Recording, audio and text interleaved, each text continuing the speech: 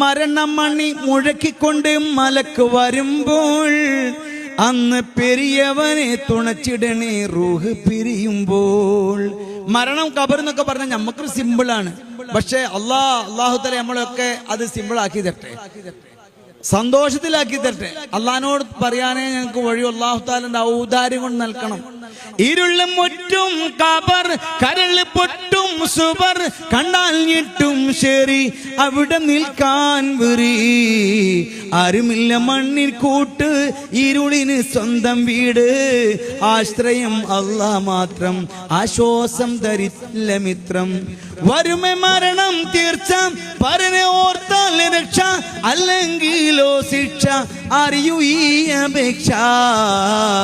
കാല് തമ്മിൽ കൂട്ടിക്കെട്ടി, വായ് തമ്മിൽ പൂട്ടിക്കെട്ടി, മൂവരും താഴ്ത്തിടുമേ, മീതക്കല്ല് വെച്ചിടുമേ.